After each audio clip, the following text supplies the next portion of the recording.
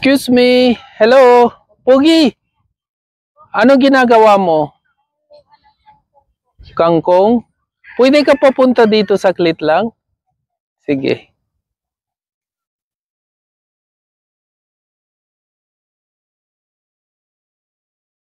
Okay.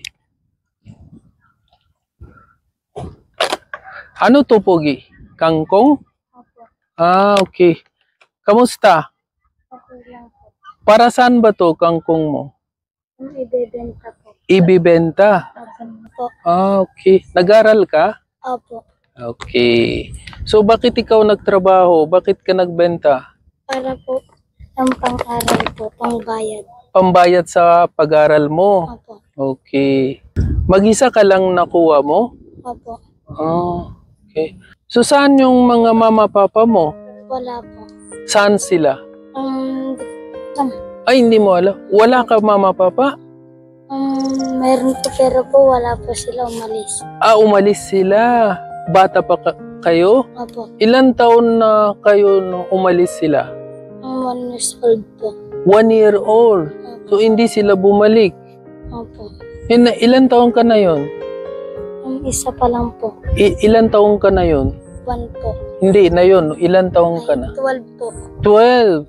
So, hindi mo nakita mama-papa mo. Opo. So, kanino ka nakatira? Kay lolo ko po. Kay lolo mo. So, ito, bibili mo yung tinda mo para suporta mo yung pag-aaral mo. Ang galing mo. So, araw-araw ka na ganyan? Tinda? O may iba pa paninda mo? May iba pa po. Ano po pa ibang paninda mo? Isda po. Isda rin, nagtinda ka. Opo. Na yun, kangkong ang tinda mo. Opo. Okay. Ulam po namin kapag minsan po, kapag wala kaming ulam po. Ah, naulam din nyo pag wala kayo ulam. Opo. Tapos minsan nagtinda kayo. Pwede pong ilambong. Ah, okay. Masipag mo talaga sa mura edad mo.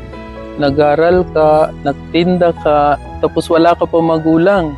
Naiwan na po kung ang baby pa po ako. Naiwan ka nila nung baby pa ikaw. Pero nandyan yung lolo mo, no? Opo. Okay. So, namimiss mo ba sila? Papa na mama mo? Hindi po. Hindi po. Bakit po hindi mo sila namimiss? Bata pa lang po kasi ako, iniwan na po ako. Ah, so hindi mo sila nakikita, no? Matagal na. Opo. So wala ka na feeling, di ba ganon? Opo. Ah, okay. So lolo mo, nandyan. Opo. Mahal mo si lolo mo. Opo. Ah, okay. Di bale, ganito lang yung ano, di ba, buhay. Pero ang maganda, ikaw matyaga, tsaka masipag na bata. Nag-aral ka, tapos tinutulungan mo sarili mo para sa aral mo. Meron ka na tinda kahit papaano. Ito yung tinda mo, minsan isda, no? Minsan kangkong. Di ba? Saan yung lolo mo? Ay, ito? Ay, kuya, saglit lang. Kuya, apon nyo. Opo, sir. Oh, dito pa siya nakatira sa inyo. Opo, sir. Ah, okay. So, wala na siya magulang. Bali, wala na, sir, kasi hindi naman sila sinusuportahan yung mga magulang nila, sir. Ah, hindi. Kayo lang suporta. Oo, sir. Nag-ano daw siya, nagtinda para sa pag-aral niya. Oo, sir. Ano trabaho niyo, kuya? Kung minsan, nagta-tricycle driver ako, sir. Tricycle driver. Dahil sa inyo, siguro matatapos yung aral niya. Okay, sige, kuya. Papili ako sa iyo, ha? Dito. Meron ako laruan. Meron ako dito din popcorn. Ano gusto mo sa dalawa? Popcorn po. Bakit gusto mo popcorn? Kasi po nakakain. Nakakain. Opo. So, ayaw mo laruan. Opo. Pero naglaro ka minsan. Opo. Okay.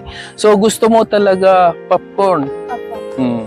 Sige, kunin mo kung anong gusto mo sa dalawa. Tingnan mo kung anong meron sa likod, ah.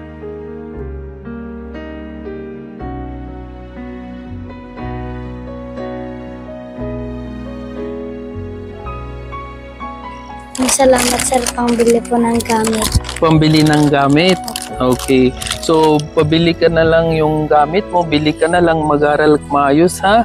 Para pag malaki ka, tulong mo ulit yung lolo mo kasi na yun siya, kahit masipag siya, nagtulong siya sa'yo, di ba? Tapos hindi ka mag-isa sa buhay mo, nandyan naman lolo mo, huwag ka mag-alala. Okay? Opo. Ito yung laruan, bigay ko rin sa'yo. Salamat sir.